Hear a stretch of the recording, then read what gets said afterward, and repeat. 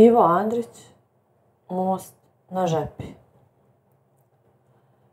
4. godine svoga vezirovanja posebno veliki vezir Jusuf i kao žrtva jedne opasne intrige pade iznenada u nemilost. Borba je trajala celu zimu i proleće.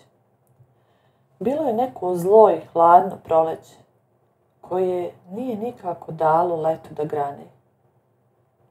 A sa mesecom majem iziđe Jusuf iz zatočenja kao pobednik. I život se nastavi sjajan, miran, jednoličan.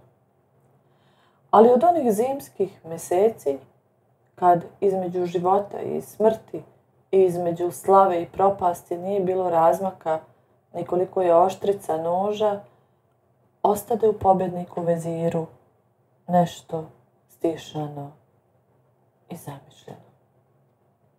Ono neizrecivo, što iskusni i napaćeni ljudi čuvaju u sebi kao skrovito dobro i što im se samo pokatkad nesvesno odražava u pogledu, kretnji i reči.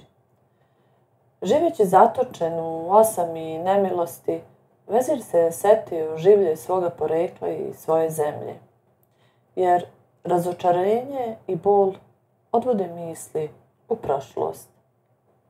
Setio se oca i majke. Umrli su oboje još dok je on bio skroman pomoćnik nadzornika carskih štala i on je dao da im se opervaze grobovi kamenom i podignu beli nadgrobni nišani.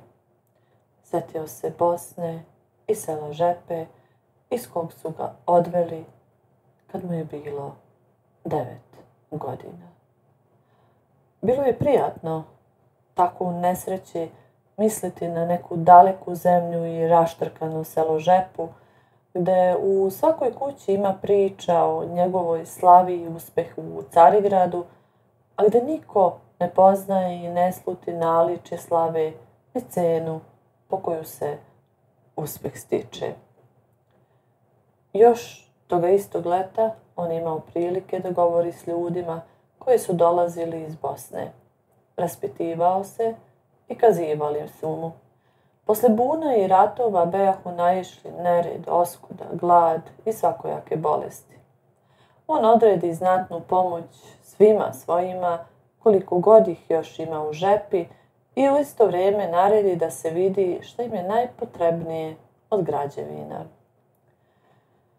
Javiše mu da ima još 4 kuće šetkića, da su ponajmućniji u selu, ali da je i selo i sav taj kraj osiromašio, da im je džamija oronula i ogorela, česma presahla, a najgore im je što nemaju mosta na Žepi. Selo je na bregu kraj samog utoka Žepe u Drinu, a jedini put za Višegrad ide preko Žepe, 50 koraka poviše ušća. Kakav god most načine od brvana, voda ga odnese, jer ili nabuja Žepa, naglo i iznenada, kao i svi gorski potoci, pa podrije i otplavi grede, ili nadođe Drina, pa zajazi i zaustavi Žepu kod ušća i ona naraste i digne most kao da ga nije ni bilo. A zimi se opet uhvati poledica po brvnima pa da se polome i stoka i ljudi. Ko bi im tu most podigao, učinio bi im najveće dobro. Vezir dade 6 ćilima za džamiju i novca koliko treba da se pred džamijom podigne česma sa 3 lule. I u isto vrijeme odluči da im podigne most. U Carigradu je tada živeo jedan Italijan, Neymar, koji je gradio nekoliko mostova u okolini Carigrada i po njima se pročuo. Njega najmi vezirov Haznadar i posla sa 2 dvorskih ljudi u Bosnu. Stigli su još za snega u Višegrad. Nekoliko dana uzastopce su gledali začuđeni Višegrađani Neymara kako pognuti sed, a rumeni mladolik u licu obilazi veliki kameniti most, tucka među prstima mrvi, na jeziku kuša malter iz sastavaka i kako premerava koracima okna. Zatim je nekoliko dana odlazio u banju, gdje je bio mejdan sedre iz koga je vađen kamen za Višegradski most. Izveo je argate i otkopao majdan, koji je bio posve zasut zemljom i obrastao šipragom i borićima. Kopali su dok nisu našli široku i duboku žilu kamena, koji je bio jedriji i belji od onog kojim je zidan Višegradski most. Odatle se spustio niz Drinu sve do Žepe i odredio mesto gdje će biti skela za prevoz kamena. Tada se jedan od one dvojice vezirovih ljudi vrati u Carigrad s računom i planovima. Neimar ostade da čeka, ali nije hteo da stanuje ni u Višegradu, ni u kojoj od hrišćanskih kuća ponad Žepe. Na uzvisini u onom uglu što ga čine Drina i Žepa sagradi brvnaru. Onaj vezirov čovjek i jedan višegradski kjatib su mu bili tumači. I u njoj je stanovao. Sam je sebi kuvao. Kupovao je od seljaka jaja, kajmak, luk i suvo voće. A mesa, kažu, nije nikad kupovao. Povazdan je nešto tesao, crtao, ispitivao vrste sedre ili osmatrao tuk i pravac Žepe. U to se iz Carigrada vrati i onaj činovnik sa vezirovim odobrenjem u prvom trećinom potrebnog novca. Otpoče rad. Svet nije mogao da se načudi neobičnom poslu. Nije ni naličilo na most ono što se radilo. Najpre pobiše ukoso preko Žepe teške borove grede, pa između njih 2 reda kolja, prepletoše prućem i nabiše ilovačom kao šanac. Tako svratiše reku i jedna polovina korita ostade suva. Upravo kad su dovršili taj rad, prolomi se jednog dana negde u planini oblak i začas se zamuti i nabuja Žepa. Tu istu noć provali već gotov nasip po sredini. A kad sutra osvanu dan, voda je bila već splasla, ali je pleter bio isprovaljivan, kolje počupano, grede iskrivljene. Među radnicima i u narodu pođe šapat da Žepa ne da mosta nas. Ali već 3. dan naredi Neimar da se pobije novo kolje, još dublje i da se isprave i poravnaju preostale grede. I opet je iz dubine odjekivalo kamenito rečno korito od maljeva i radničke vike i udaraca u ritmu. Tek kad sve bi spremljeno i gotovo i dovučen kamen iz banje, stigoše klesari i zidari, hercegovci i dalmatinci. Podigoše im drvenjare pred kojima su klesali kamen, beli od kamene prašine kao vodeničari. A Neimar je obilazio oko njih, saginjao se nad njima i merio im svaki čas rad žutim limenim trougalnikom i olovnim viskom na zelenom koncu. Već su bili s jedne i druge strane posjekli kamenitu i strmu obalu, kad ponestade novca. Nasta zlovolja među radnicima i u narodu mrmljanje da od mosta neće biti ništa. Neki koji su dolazili iz Carigrada pričali su kako se govori da se vezir promenio. Niko ne zna šta mu je, da li je bolest ili su neke brige, tek on biva sve nepristupačniji i zaboravlja i napušta već otpočele radove i u samom Carigradu. Ali posle nekoliko dana stiže vezirov čovjek sa zaostalim delom novca i gradnja se nastavi. Na 15 dana pred Mitrovdan svet koji je prelazio Žepu preko brvna, malo poviše gradnje, primiti prvi put kako se s obe strane reke iz tamnosiva kamena, škriljavca, pomalja beo, gladak zid od tesana kamena, opleten sa svih strana skelama kao paučinom.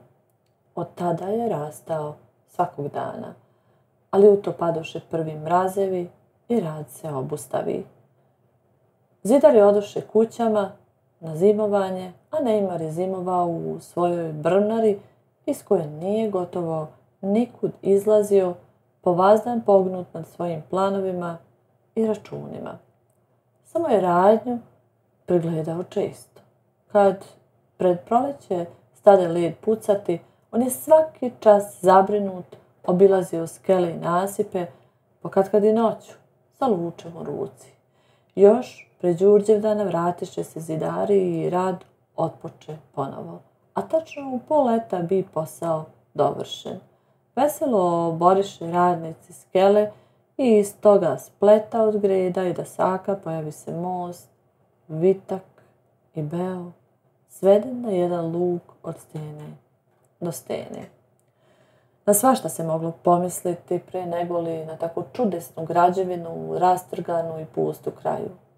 Izgledalo je kao da su obe obale izbacile jedna prema drugoj svaka po zapenjen mlaz vode i ti se mlazevi sudarili, sastavili u luk i ostali tako za jedan trenutak lebdeći nad ponorom. Ispod luka se vidjelo u dnu vidika parče modre drine, a duboko pod njim je grgoljila zapenjena i ukroćena žepa. Dugo nisu oči mogli da se priviknu na taj luk smišljenih i tankih linija koji izgleda kao da je u letu samo zapeo za taj oštri, mrki krš pun kukrikovine i pavite i da će prvom prilikom nastaviti let i iščeznuti. Iz okoline sela povrbe svet da vidi most. Iz Višegrada i Rogatice su dolazili varošani i divili mu se, žaleći što je u toj vrleti i divljini, a ne u njihovoj kasabi.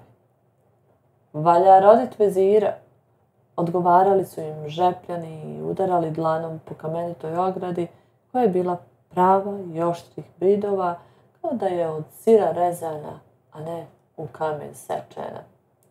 Još dok su prvi putnici, zastajkujući od čuđenja, prelazili preko mosta, Neymar je isplatio radnike, povezao i natovario svoje sanduke sa spravama i hartijama i zajedno s onim vezirovim ljudima krenuo put Carigrada. Tek tada pođe po varoši po selima govor o njemu. Selim, ciganin kojemu je na svom konju dogonio stvari iz Višegrada i jedini zalazio u njegovu brvnaru, sedi po dućanima i priča, Bog zna po koji put, sve što zna o strancu. Asli nije on čovjek ko što su drugi ljudi. On uzimu se dok se nije radilo, pa mu ja ne otiđi po 10-15 dana. A kad dođem, a ono sve neraspremljeno ko što sam i ostavio. U studenoj brvnari on sjedi sa kapom od međedine na glavi, umotan do pod pazuha, samo mu ruke vire. Pomodrilo od studeni, a on jednako struže ono kamenje, pa piše nešto, pa struže, pa piše. Sve tako. Ja otovarim, a on gleda u mene onim zelenim očima, a obrve mu se nako striješile, bi reko proždrijećete. A niti govori, ni tromori. Ono nikad nisam vidio. I ljudi moji, koliko se namuči, eto 1,5 godine, a kad bi gotovo pođe u Stambul i prevezo smo ga na skeli, odnuma na onom konju, ama da se jednom obazrije jel na nas, jel na Ćupriju. Jak. A dućančije ga sve više ispituju o Neymaru i njegovom životu i sve se čude i ne mogu da nazale što ga nisu bolje i pažljivije zagledali dok je još prolazio višegradskim sokacima. A Neymar je dotle putovao i kad bi dva konaka do Carigrada razbole se od kuge. U groznici, jedva se držeći na konju, stiže u grad. Odmah svrati u bolnicu italijanskih Franjevaca, a sutradan u isto doba izdahnu na rukama jednog fratra. Već idućeg dana, ujutro, izvestiše vezira o Neymarovoj smrti i predadoše mu preostale račune i nacrte mosta. Neymar je bio primio samo 1/4 deo svoje plate. Iza sebe nije ostavio ni duga, ni gotovine, ni testamenta, ni kakvih nasljednika. Posle dužeg razmišljanja odredi vezi da se od preostala 3 dela jedan isplati bolnici, a druga 2 daju u zadužbinu za sirotinski hleb i čorbu. Upravo Kad je to naređivao, bilo je mirno jutro poskraj leta, donesoše mu molbu jednog mladoga učenog carigradskog mualima, koji je bio iz Bosne rodom, pisao vrlo glatke stihove i koga je vezir s vremenom na vrijeme darivao i pomogao. Čuo je, kaže, za most koji je vezir podigao u Bosni i nada se da će i na tu, kao i na svaku javnu građevinu, urezati natpis da se zna kad je zidana i ko je podiže. Kao uvijek, on i sad nudi veziru svoje usluge i moli da ga udostoji da primi hronogram koji mu šalje i koji je s velikim trudom sastavio. Na priloženoj tvrđoj harti bio je fino ispisan hronogram sa crvenim i zlatnim inicijalom. Kad dobra uprava i plemenita veština pružiše ruku jednoj drugoj, nastade ovaj krasni most, radost podanika i dika Jusufova na oba svijeta. Ispod toga je bio vezirov pečat u ovalu, podeljen na dva nejednaka polja, na većem je pisalo Jusuf Ibrahim, istinski rob Božiji, a na manjem vezirova deviza. U ćutanju je sigurnost.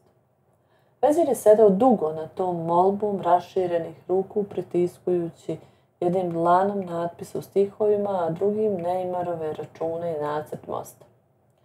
U posljednje vrijeme on je sve duže razmišljao nad molbama i spisima. Prošle su još letos 2 godine od njegova pada i zatočeništva. U prvo vrijeme, poslije povratka na vlast, on nije primećivao kakve promjene na sebi. Bio je u najljepšim godinama kad se zna i osjeća punovrednost života. Pobedio je sve protivnike i bio moćniji nego ikad pre. Dubinom skorašnjeg pada mogao je da meri visinu svoje moći. Ali što je više odmicalo vrijeme, njemu se, umjesto da zaboravlja u sjećanje, sve češće javljala pomisao na tamnicu. U snu počeo da mu se javlja tamnica, a iz noćnih snova je kao neodređen užas prelazila u javu i trovala mu dane. Postao je osjetljiviji za stvari oko sebe. Vređali su ga izvesni predmeti koje pre nije ni primećivao. Naredio je da se digne sav somot iz palate i zamijeni svetlom čohom koja je glatka, meka i ne škripi pod rukom. Zamrznu sedef, jer ga je u mislima vezivao s nekom studenom pustoši i osamom. Od dodira sedefa i od samog pogleda na njen trnuli su mu zubi i prolazila jeza uz kožu. Sve pokućstvo i oružje u kom je bilo sedefa odstranjeno je iz njegovih soba. Sve počeo da prima sa prikrivenim ali dubokim nepovjerenjem. Odnekud se ustali u njemu ova misao. Svako ljudsko delo i svaka reč mogu da donesu zlo. I ta mogućnost počeo da se veje iz svake stvari koju čuje, vidi, rekne ili pomisli. Pobjednik vezir osjeti strah od života. Tako je i nesluteći ulazi u ono stanje koje je prva faza umiranja, kad čovjek počne da s više interesa posmatra senku koju stvari bacaju nego stvari same. To je zlo rovalo i kidalo u njemu, a nije mogao ni pomisliti da ga kome ispovjedi i povjeri, pa i kad to zlo dovrši svoj rad i izbije na površinu, nikoga neće poznati. Ljudi će kazati prosto. Smrt. Jer ljudi ne sluti koliko ima moćnih i velikih, koji tako čutke i nevidljivo, a brzo umiruju u sebi. I ovoga jutra je vezir bio umoran i neispavan, ali miran i sabran. Očni kapci su mu bili teški, a lice kao sleđeno u svežini jutra. Mislio je na stranca Neymara koji umro i na sirotinju koja će jesti njegovu zaradu. Mislio je na daleku brdovitu i mračnu zemlju Bosnu. Oduvijek mu je u pomisli na Bosnu bilo nečeg mračnog, koju ni sama svetlost islama nije mogla, nego samo delimično da obasja i u kojoj je život bez ikakve više uljuđenosti i štomosti, siromašan, štur, opor. I koliko takvih pokrajina ima na ovom Božjem svijetu, koliko divljih rijeka bez mosta i gaza, koliko mesta bez pitke vode i džamija, bez ukrasa i lepote, U mislima mu se otvarao svet pun svakojakih potreba, nužde i straha nad raznim oblicima. Sunce je bleštalo po sitnoj zelenoj ceramidi na kiosku u vrtu. Bezirobori pogled na Mualimov natpis u stihovima polako podiže ruku i precrta 2 puta ceo natpis. Zastade samo malo, pa onda precrta i prvi deo pečata sa svojim imenom. Ostade samo deviza. U ćutanju je sigurnost. Stajao je neko vrijeme nad njom, a onda podiže ponovo ruku i jednim snažnim potezom izbrisa i nju. Tako ostade most bez imena i znaka. On je tamo u Bosni bleštao na suncu i sjao na mesečini i prebacivao preko sebe ljude i stoku. Malo pomalo iščeznu po sve onaj krug razrovane zemlje i razbacanih predmeta koji okružuju svaku novu gradnju. Sve razne se i voda otplavi polomljeno kolje, pača, skele i preostalu građu, a kiše sapraše tragove klesarskog rada. Ali predeo nije mogao da se priljubi uz most uz predeo. Gledan sa strane, njegov beo i smelo izvijen luk je izgledao uvijek izdvojen i sam i iznenađivao putnika kao neobična misao, zalutala i uhvaćena u kršu i divljini. Onaj koji ovo priča, prvi je koji je došao na misao da mu ispita i sazna postanak. To je bilo jednog večera kad se vraćao iz planine i umoran seo pored kamenite ograde na mostu. Bili su vreli letnji dani, ali prohladne noći. Kad se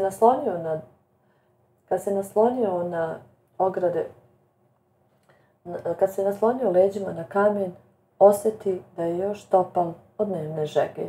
Čovjek je bio znojan, a sa drine je dolazio hladan vetar. Prijatan i čudan je bio dodir toplog, klesanog kamena. Odmah se sporazumeše. Tada je odlučio da mu napiše istoriju.